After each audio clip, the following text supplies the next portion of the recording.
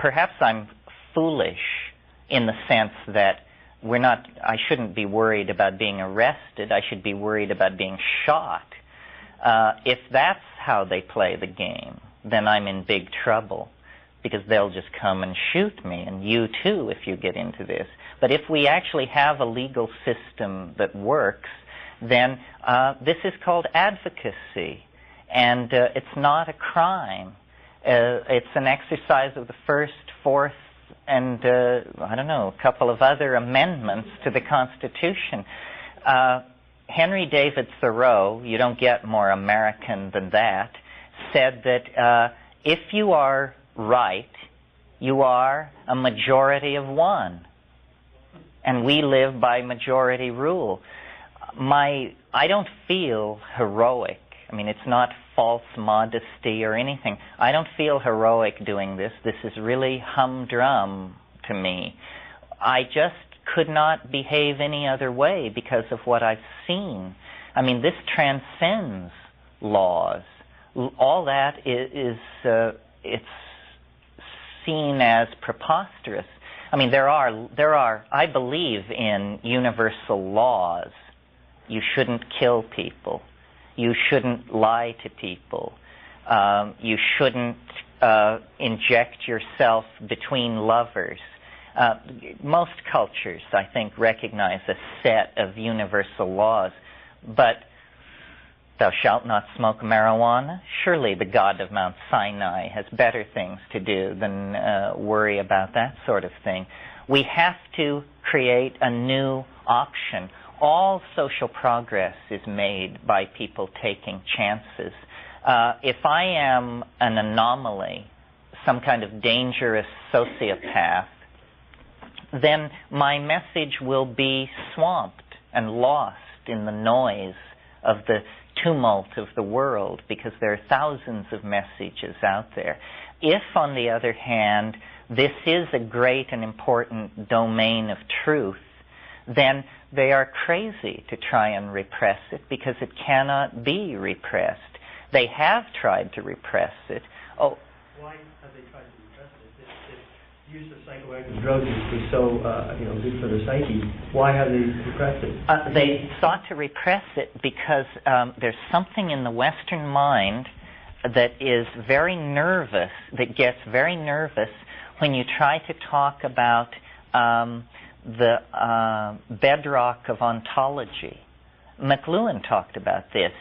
He met great resistance, and all he was saying was that print had created certain kinds of unconscious biases in society in favor of uniformity, linearity, and like that. And he was amazed at the violence of the reaction against this. And he concluded that those cultures that have evolved from the phonetic alphabet are so removed from the stuff of the world, as opposed to languages like Chinese or Mayan or something like that, where there is a retention of the image in the written language, that the cultures descended from the phonetic alphabet are extremely paranoid about questions about the nature of reality. And that's what this is really about. The psychedelic issue does not relate to the drug issue at all. I mean, in fact, it's important to make this point. Drugs and psychedelics are not two members of a family. They are antithetically opposed to each other. The pro-psychedelic position is an anti-drug position. Now, how can this be, since we are accustomed to thinking of psychedelics as drugs? Well, it's like this. What is it that we object to about drugs? And I think everybody can agree, maybe not everybody, but most people can agree, we do have a drug problem. I mean, if you live in the inner cities, you see people getting all twisted up behind this stuff. We have a drug problem. So what is it about drugs that we find problematic? Well, I think that what is objectionable about drugs is that they cause unconscious, obsessive, destructive, self or other behavior. unconscious, obsessive behavior is intolerable because we are conscious people accustomed to injecting choice and meaning into our lives. You cannot have meaning if you do not have choice. This is why we don't have to spend any time at all talking about whether the world is predestined. Because if the world is predestined, then I'm not saying what I'm saying because it's what I want to say. I'm saying what I'm saying because I can't say anything else. And you're sitting there because you can't not sit there. So it makes the world very dull and uninteresting. Compulsive, unexamined, obsessive behavior is the quintessence of anti-human behavior. It was Bertalanffy, the founder of general systems theory, who said, people are not machines. But in every situation where they're given an opportunity to behave like machines, then are drugs which reinforce obsessive and unexamined and self-destructive behavior patterns. Well, what do psychedelics do? They destroy behavior patterns, destroy cultural assumptions, completely hold everything up for grabs, completely throw open the possibility that reality could be any of a number of ways that are not culturally sanctioned. So in that sense, the psychedelics are almost the answer to the drug problem. And the early use of psychedelics reported spectacular progress with alcoholism. Well, now see, the people who believe that alcoholism is a disease, and I don't follow this literature closely, it seems to me this is a preposterous statement. I mean, a disease? You mean like influenza and smallpox and AIDS? Alcoholism is a disease? Can you get it if you don't practice safe sex, or do you have to wash your eating utensils? It isn't a disease. What it is it's a failure of self-image. And the reason LSD in many cases had a tremendous impact on alcoholic behavior was because it just showed people what they were doing. It said, this is you. You're a drunk. You're a burden to your family, a bore to your friends, you smell bad, and you're useless. How do you like it? And so somebody said, I don't like it. I said, well, then stop drinking. That's what it is. That's how psychedelics cure addiction. And nobody, when they talk about addiction, nobody ever talks about what is called self-restraint. Terence, there's a new book that came out about a month or two ago that's incredibly, I don't remember the name offhand, incredibly controversial. But alcoholism? Yeah, about Called alcoholism. Heavy Drinking, Myth of Alcoholism is a disease. Right, yeah, and the man takes the position that the last 30 or 40 years where we've seen alcoholism as a disease is just, more bullshit from the medical model. We need another alternative. And of course, AA and everybody's just up in arms about the book. Well, yeah, AA has I don't remember now. What did you say? John, what's the book? The name of the book is it's by Cinegret. It's called Heavy Drinking, the Myth of Alcoholism is a Disease. Basically, he discusses the fact that it's a rationalization to say that it's a disease. I mean, there are certain people, I think, that have certain chemical reactions to alcohol, but they're in the minority, and that this is very important to me as well because this is work that I'm interested in. And alcoholism has also touched my family, as it has a lot of families. And yeah, I think the disease model has there's no responsibility involved, And AA, their position, their goal is not to understand the nature of the universe. They're not in the philosophy business. They're trying to get people to stop drinking. So to maximize that goal, I think that they go far overboard. First of all substances, they say, if you're an alcoholic, then you must forswear everything. I don't know how they relate to tobacco.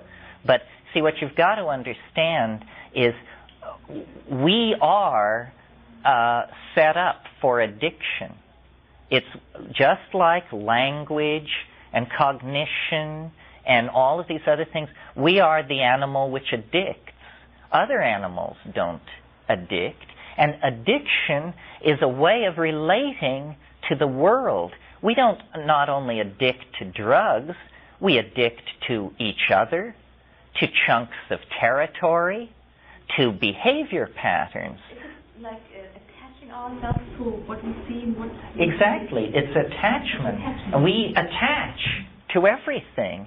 And it's very real. It's physiological. I remember years and years ago, a woman left me for a homunculus. And I was appalled. And it became, I mean, I was like vomiting every 4 hours, could not sleep, would burst into tears in inappropriate situations, of which there were many in my life. And heroin withdrawal cannot be worse than that. I mean, are you kidding? Vomiting every 4 hours? And then one night, in the middle of the night, I was just frantic, because I felt like when I was awake, I felt like I wanted to be asleep. When I should have been sleeping, I couldn't sleep, and I was just dragging myself to classes. I felt, this is crazy. I should turn myself in, but they don't have crisis centers for broken hearts. What are you going to do? So then, in the middle of one of these bouts, I went to the medicine cabinet, and this woman who had left me had left all these pills there. And I sorted through all these pills and came upon a small bottle of tranquilizers, of a very mild tranquilizer, like Valium or something. Well, I had never taken a Valium. So I said, I'll take half. And I took it, and the next morning, or a few hours later, I went out to breakfast, and somebody came up and sat at my table and said, well, how are you coping since Hermione left you? And I said, who? Just jerk, and it really gave me respect for tranquilizers. I mean, I was appalled. I was appalled that something so real to me, so much me, half the tab, I didn't care, let him go. And then I realized all the people around me, this is how they deal with emotional crisis. Nobody wants to feel anything. I mean, the moment that an unpleasant emotion rears its head, people go take Valium or something else and cut themselves off from feeling. We addict to people. That's the point of that story. And when they leave us suddenly, it's just like having your heroin taken away and you become a mad thing for months, years sometimes. I mean, I still vibrate from this event, and it was 15 years ago.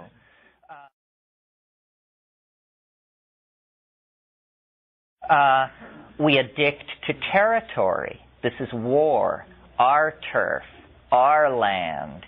Now, this arises, again, a consequence of agriculture. Before agriculture, nobody had land. Land was something you walked around on as you migrated behind your herds. Once it was cognized as an object and fixed upon, they were ready to knock the other guy's brains out for setting foot on your territory. We all do this. I mean, we are addicted to caffeine, outrageous caffeine addictions, money, sugar, praise, television.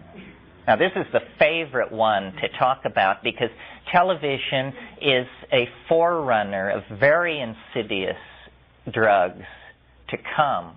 It's just the crudest and the first. But imagine if after World War II, a drug had been introduced into this country of right-thinking, hard-working, decent Christian people, such that 20 years after its induction, the average American citizen would be spending 6.5 hours per day involved in this drug. That's the figure for television consumption in this country. The average American watches 6.5 hours a day of TV. It is an electronic drug. It is an obsessive behavior pattern, an unconscious behavior pattern, and a physically destructive behavior pattern. I mean, it's done more for the rebirth of hemorrhoid specialists than any other single force in our society. So, but people say, well, that's not a drug, that's entertainment. 6.5 hours a day of entertainment? You know, before electronic media, a person could regard themselves as a great patron of, let's say, the musical community, and maybe they would hear 12 live musical performances a year when they would go to a theater. I mean, how many people in Beethoven, how many experts on Beethoven in his generation or the generation following heard, let's say, the Ninth Symphony more than several times in their intellectual life? Because, you know, you have to get a lot of people together and cooperating to perform the Ninth Symphony. To us, the Ninth Symphony is an object. Listen to it. Listen again. Listen again. We are able to turn experience, we are able to objectify experience and then addict ourselves to it. Well, is this bad? How can it be bad if it is so written into us? I don't think it is bad. I think what we have to do is choose our addictions, choose our behavior patterns. I mean, one can choose to be addicted to punctuality. I'm accused of this. Other people are addicted to always being late. One can be addicted to, meaningless sexual encounters. Some difference in habits and addictions. You mean because of the physiological angle? Well, I think that's been much overplayed.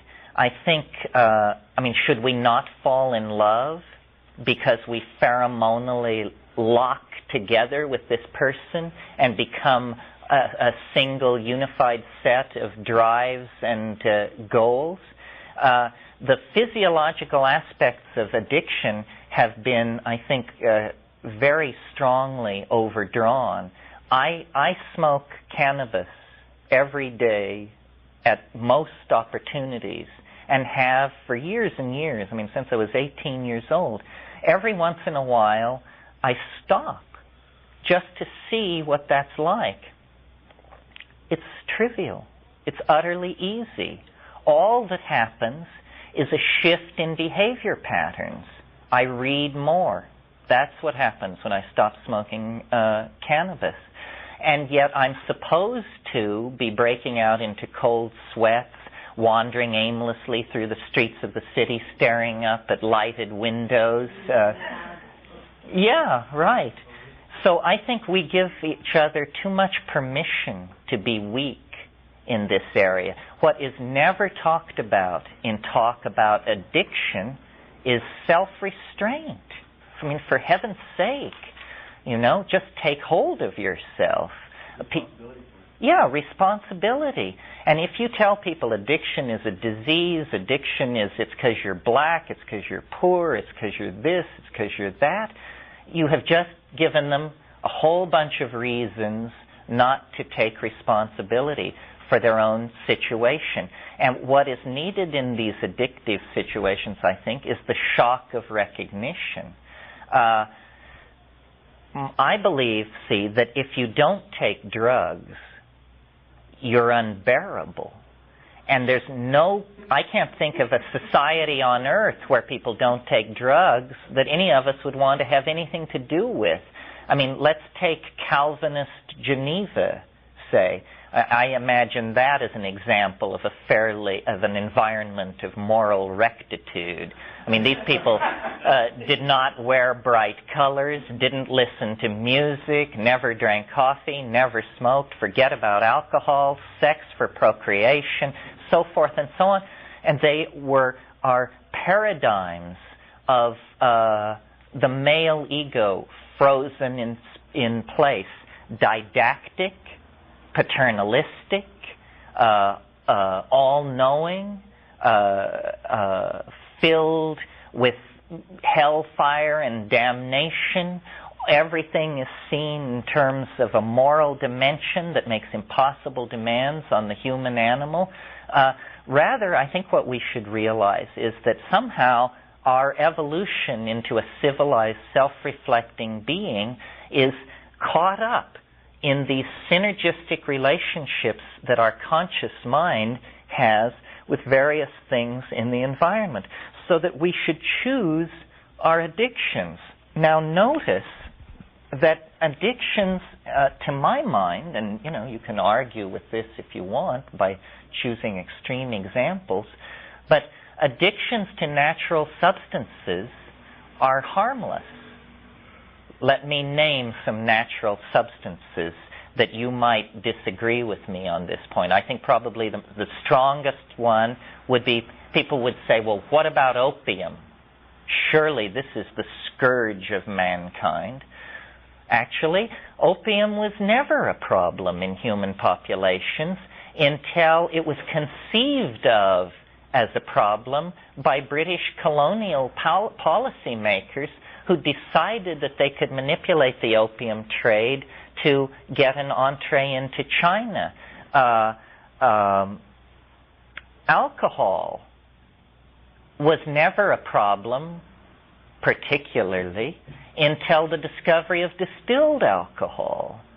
And, of course, heroin is distilled opium. Morphine also. Sugar is a refined vegetable substance. In every case, it has required the intercession of science and technology to take harmless habits and turn them into dangerous addictions, so that everybody has a solution to the drug problem. I think what I would suggest is something called the Vegetable Drug Act, where you just say, if it's a vegetable, it's not a drug. This was the position until very recently with British common law. In Canada, mushrooms were legal. Mushrooms aren't psilocybin. Psilocybin is a refined chemical. If it is technology which allows us then to create these super powerful addicting substances, and there will be more and more of them downstream, you may be sure. So I think what we need to do is think of human beings as hardware, as the computer, if you will, and drugs are forms of software. And the software that you run determines the kind of functions that you can perform. If you run distilled alcohol software, well, then you take on the persona of the alcoholic. I believe that cannabis is probably the most harmless and benign drug around.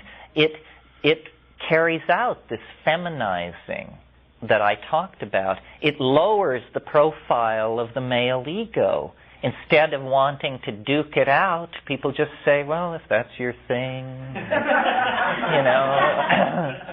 And that's what we need, I mean, that practically boils down to what we call tolerance. So I think that this disruption of our relationships to psychoactive plants is what set us on the long, hard, downward path into neurosis. And it began with agriculture, with the narrowing of our spectrum of plant awareness from many, many plants down to the rye, the oats, the barley. And it's interesting that then out of this came the cultivation of, I think beer preceded wine. Beer is an older thing than wine. That comes out of the fact of having created surpluses. Because the way beer was discovered was through the fermentation of grain that was stored. If you didn't have surpluses, you would never discover the psychoactive properties of fermented grain. It's very interesting. In Nepal, the Newari people have an alcoholic beverage that when it's put in front of you, It looks like a bowl of granola. It's dry. They pour it out of a sack into your cup, and you say, this is beer? And then they come along with boiling water and pour it over it, and then you get this foamy, lightly fermented, contaminated grain water. And to my mind, that clearly is then how fermentation of grains and production of alcohol was established. Notice that it was also the accumulation of surplus from the agricultural adaptation that creates the need for defense. Because now you've got a surplus. Now you have to guard your surplus from everybody who doesn't have any. The other thing that creation of surpluses caused was the invention of barter and money and this sort of thing, because now you have something that you can trade for something that you don't have. So all of these adaptations, also a nomadic people cannot move a grain surplus with them. So if your harvest one year, if you're a semi-nomadic people, that's a people who, like in the Amazon, they plant things and then they leave them and go away, and they have like a yearly peregrination, and when they come back to that place a year later, there's all this food ready for them. Well, imagine a nomadic people who were doing that kind of quasi-agriculture with cereal, and then there's 1 year of great weather and great rainfall, and when they arrive at their little wheat patch, so much wheat has been produced that they can't move it. They can't take it with them. So then they say, well, but we have food now, so we don't have to keep hunting, so let's spend the winter here. And this interruption of the cycle of nomadism to deal with unexpected surpluses obviously spawned the idea in people's minds, well, wouldn't it be great if we had surpluses every year? And then that says, well, that won't happen if we're as careless as we have been about our sowing and harvesting, but maybe if we're very careful and till the land and carefully plant and do careful weeding, we'll have to stay here and weed, but then we'll get this tremendous payback in the end. So, to my mind, the invention of agriculture broke our relationship to the wild plants and the lowered profile of the male ego, and set us on a path of defending wealth, creating fortifications, supporting more specialization, larger populations, so forth and so on. And from there to the present predicament, it's only a moment.